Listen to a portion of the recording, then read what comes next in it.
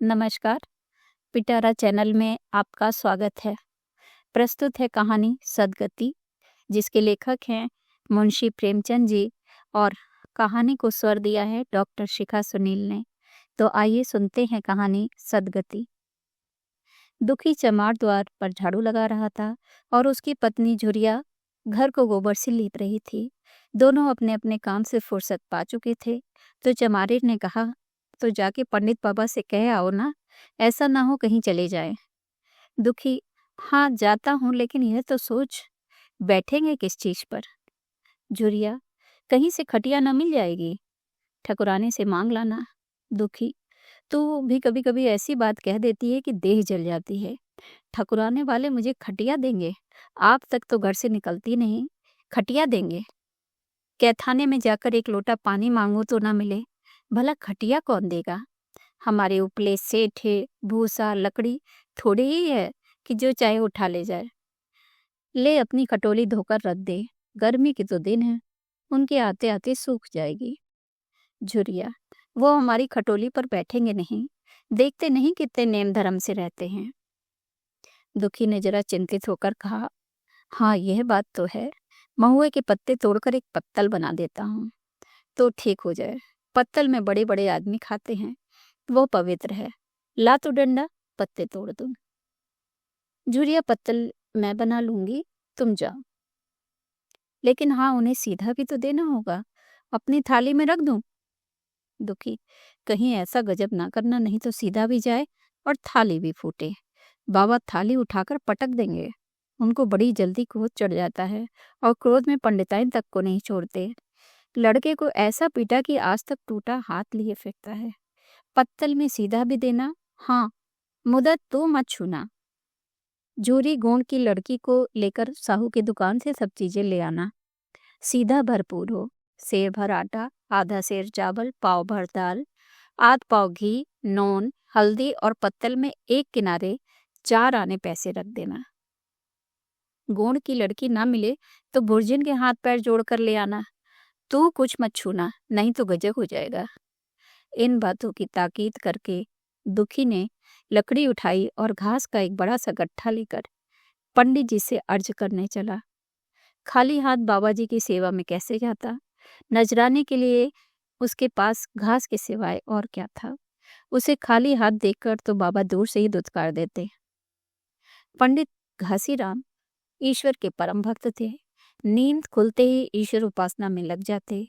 मुंह हाथ धोते, 8 बजते, तब असली पूजा शुरू होती, जिसका पहला भाग भंग की तैयारी था।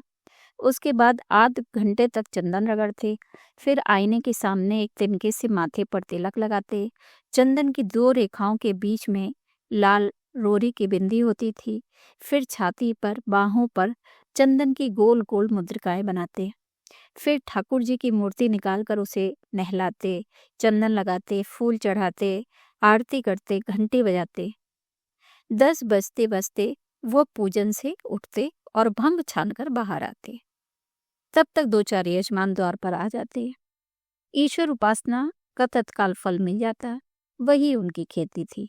आज वो पूजन गृह से निकले तो देखा दुखी चमार घास का एक गट्ठा लिए बैठा है। दुखी उन्हें देखते ही उठ खड़ा हुआ और उन्हें साष्टांग दंडवत करके हाथ बांधकर खड़ा हो गया। यह तेजस्वी मूर्ति देखकर उसका हृदय श्रद्धा से परिपूर्ण हो गया। कितनी दिव्य मूर्ति थी!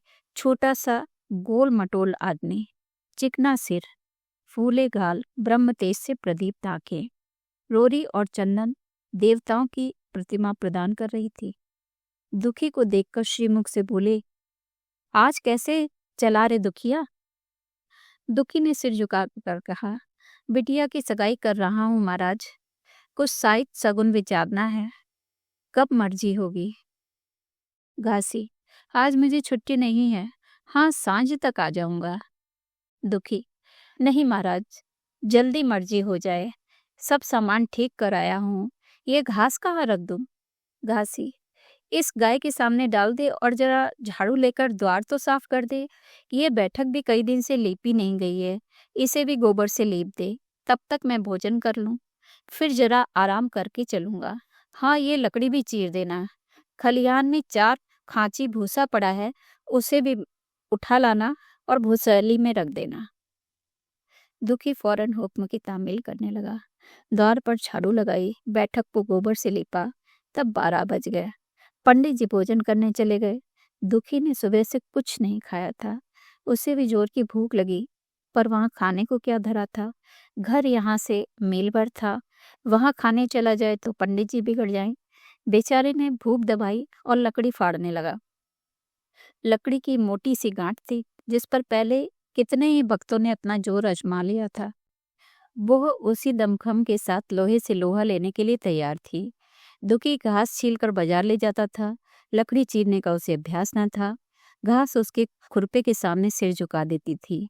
यहाँ कस कस कर कुल्हाड़ी का भरपूर हाथ मारता, पर उस गार्ड पर निशान तक नहीं पड़ता था। कुल्हाड़ी उचट जाती।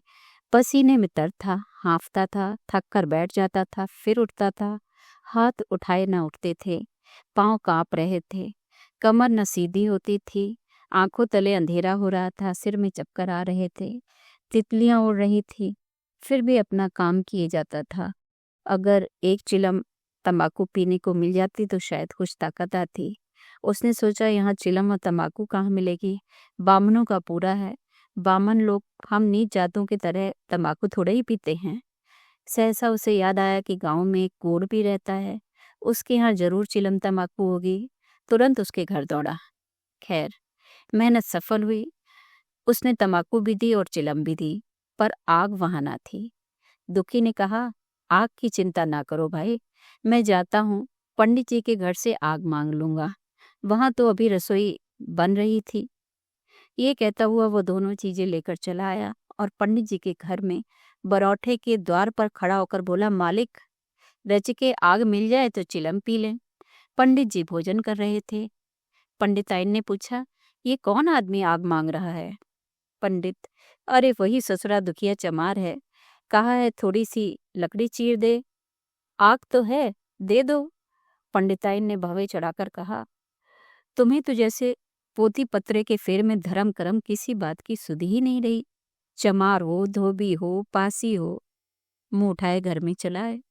हिंदू का घर ना हुआ कोई सराय हुई, कह दो दाढ़ी जार से चला जाए, नहीं तो इस लोआठे से मुंह झुलस दूंगी। आग मांगने चले हैं। पंडित जी ने उन्हें समझाकर कहा, भीतर आ गया तो क्या हुआ, तुम्हारी कोई चीज तो उसने छुई नहीं है। धरती पवित्र है, जरा सी आग दे क्यों नहीं देती? काम तो हमारा ही कर रहा है ना। कोई लोनिया यही लकड़ी फाड़ता तो कम से कम 4 आने लेता। पंडिताइन ने गरज कर कहा, वो घर में आया क्यों? पंडित जी ने हार कर कहा, ससुरे का अभाग था, और क्या? पंडिताइन, अच्छा, इस वक्त तो आग दिए देती हूँ, लेकिन फिर जो इस तरह घर में आएगा तो इसका मुंह ही जला दूंगी। दुखी के कानों में इन बातों की भनक पड़ रही थी। पछता रहा था, नाहक आया। सच तो कहती हैं, पंडित के घर में चमार कैसे चला आए? बड़े पवित्र होते हैं ये लोग, तभी तो संसार पूछता है, तभी तो इतना मान है। भर चमार थोड़े ही हैं। इसी गांव में बूढ़ा हो गया, मगर मुझे इतनी अकल भी ना आई। इसलिए जब पंडिताइन आग लेकर निकली तो वह मानो स्वर्ग का वरदान पा गया। दोनों हाथ जोड़कर जमीन पर माथा टेकता हुआ बोला, पंडिताइन माता, मुझसे बड़ी भूल हुई कि घर में चला आया। चमार की अकल ही तो ठहरी, इतने मूर्ख ना होते तो लात क्यों खाते? पंडिताइन चिमटे से पकड़कर आग लाई थी। 5 हाथ की दूरी से घूंघट की आड़ से दुखी की तरफ आग फेंकी। आग की बड़ी सी चिंगारी दुखी के सिर पर पड़ गई। जल्दी से पीछे हटकर सिर के झोंटे देने लगा। उसने मन में कहा, यह एक पवित्र ब्राह्मण के घर को अपवित्र करने का फल है। भगवान ने कितनी जल्दी फल दे दिया।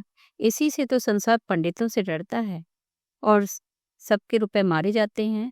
बामन के रुपए भला कोई मार कर दिखाए तो घर भर का सत्यानाश हो जाए। पांव गल गल कर गिरने लगे।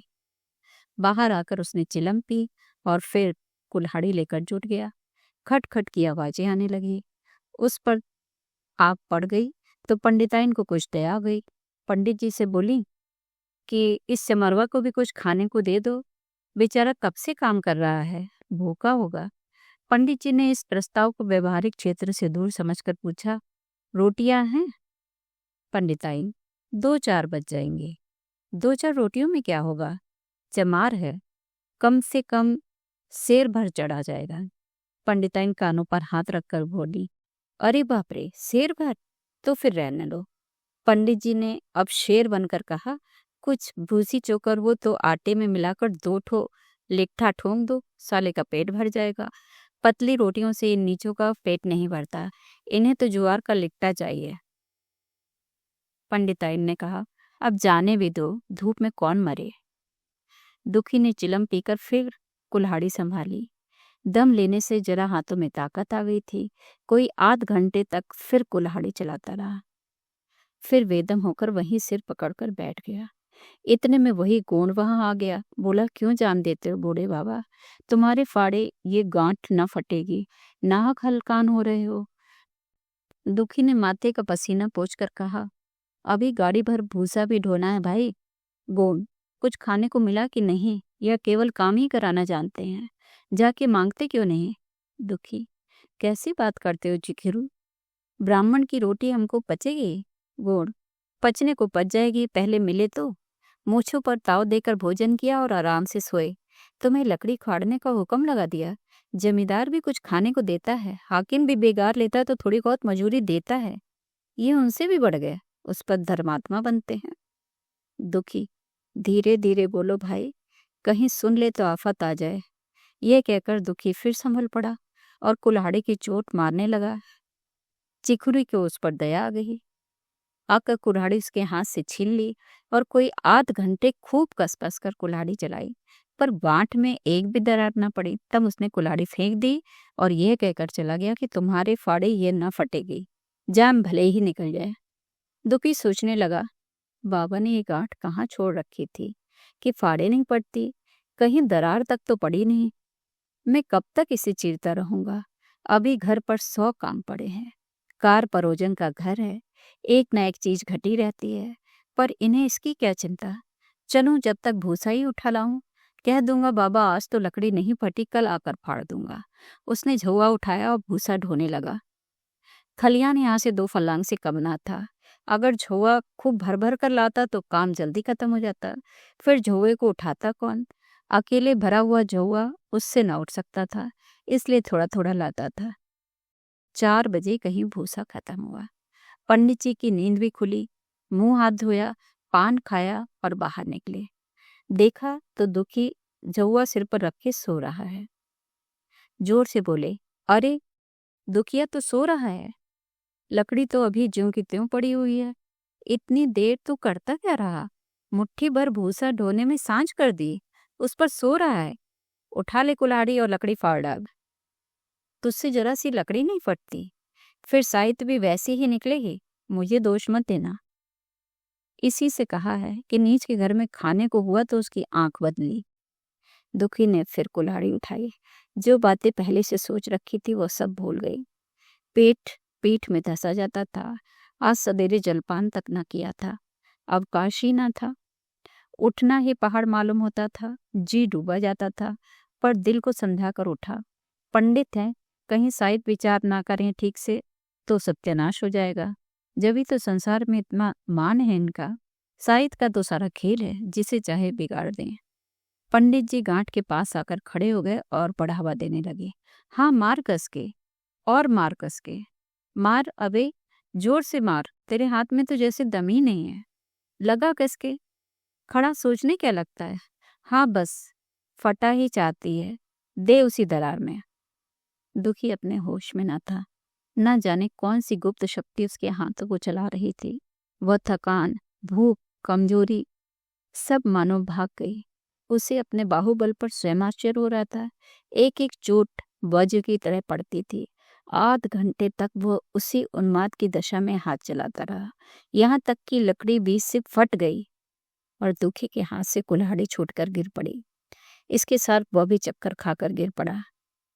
भूखा प्यासा थका हुआ शरीर जवाब दे गया। पंडित जी ने पुकारा, उठ के 2-4 हाथ और लगा दे, पतली पतली चैलियां हो जाएं। दुखी ना उठा। पंडित जी ने अब उसे देखकर न कुछ इतना समझा। भीतर जाकर बूटी छानी, शौच गए, स्नान किया और पंडिताई बाना पहनकर बाहर निकले। दुखी अभी तक वहीं पड़ा हुआ था। जोर से पुकारा, अरे क्या पड़े ही रहोगे दुखी, चलो तुम्हारे ही घर चल रहा हूँ, सब सामान ठीक ठाक है ना? दुखी फिर भी ना उठा। अब पंडित जी को कुछ शंका हुई। पास जाकर देखा तो दुखी अकड़ा हुआ पड़ा था। बदहवास होकर भागे और पंडिताइन से बोले, दुखिया तो जैसे मर गया। पंडिताइन हलबका कर बोली, वो तो भी लकड़ी चीरता था ना? पंडित, हाँ, लकड़ी चीरते चीरते मर गया। अब क्या होगा? पंडिताइन ने शांत होकर कहा, होगा क्या, चमरौने में कहला भेजो, मुर्दा उठा ले जाए। एक क्षण में गांव भर में खबर हो गई। पूरे में ब्राह्मणों का ये बस्ती थी। केवल एक घर गोंड का था। लोगों ने इधर का रास्ता छोड़ दिया। कुएं का रास्ता उधर से ही था। पानी कैसे भरा जाए? चमार की लाश के पास से होकर पानी भरने कौन जाए? एक बुढ़िया ने पंडित जी से कहा, अब मुर्दा फेंकवाते क्यों नहीं? कोई गांव में पानी पिएगा या नहीं? इधर गोंड ने चमरौने में जाकर सबसे कह दिया, खबरदार, मुर्दा उठाने मत जाना, अभी पुलिस की तहकीकात होगी। दिल लगी है कि एक गरीब की जान ले ली। पंडित जी होंगे तो अपने घर के होंगे, लाश उठाओगे तो तुम भी पकड़ जाओगे। इसके बाद ही पंडित जी पहुंचे, पर चमरौने का कोई भी आदमी लाश उठा लाने को तैयार ना हुआ। हाँ, दुखी की स्त्री और कन्या दोनों हाय हाय करती वहां चली और पंडित जी के द्वार पर आकर से पीट पीट कर रोने लगी। उनके साथ 10-5 और चमारिनें भी थी। कोई रोती थी, कोई समझाती थी, पर चमार एक भी न था। पंडित जी ने चमारों को बहुत धमकाया, समझाया, मिन्नत की, पर चमारों के दिल पर पुलिस का रोब ऐसा छाया हुआ था कि एक भी न मिनका। आखिर निराश होकर लौट आए। आधी रात तक रोना पीटना जारी रहा। देवताओं का सोना मुश्किल हो गया, पर लाश उठाने कोई चमार न आया। और ब्राह्मण चमार की लाश कैसे उठाते? भला ऐसा किसी शास्त्र पुराण में लिखा है? कहीं कोई दिखाते। पंडिताइन ने झुंझलाकर कहा, इन डाइनों ने तो खोपड़ी चाट डाली, सभी का गला भी नहीं पकता। पंडित ने कहा, रोने दो चुड़ैलों को, कब तक रोएंगी? जीता था तो कोई पूछता ना था, मर गया तो कोलाहल मचाने के लिए सबकी सब आ पहुंचे। पंडिताइन, चमार का रोना मनहूस है। पंडित, हाँ, बहुत मनहूस। पंडिताइन, अभी से दुर्गंध उठने लगी। पंडित, चमार था ससुरा की नहीं। साध असाध किसी का विचार है इन सबों को? पंडिताइन, इन सबों को घिन भी नहीं लगती। पंडित, भ्रष्ट हैं सब। रात तो किसी तरह कटी, मगर सवेरे भी कोई चमार ना आया। चमारी ने भी रो पीट कर चली गई। दुर्गंध कुछ कुछ फैलने लगी। पंडित जी ने एक रस्सी निकाली, उसका फंदा बनाकर मुर्दे के पैर में डाला और फंदे को खींचकर कस दिया। अभी कुछ कुछ तो तलका था। पंडित जी ने रस्सी पकड़कर लाश को घसीटना शुरू किया और गांव के बाहर घसीट ले गए। वहां से आकर तुरंत स्नान किया, दुर्गा पाठ पढ़ा और घर में गंगा जल छिड़का। उधर दुखी की लाश को खेत में गीदड़ और गिद्ध, कुत्ते और कौवे नोच रहे थे। यही जीवन पर्यंत की भक्ति, सेवा और निष्ठा का पुरस्कार था। तो ये थी कहानी सदगति। श्रोताओं, कहानी आपको कैसी लगी? अपने विचार शेयर जरूर कीजिएगा। धन्यवाद।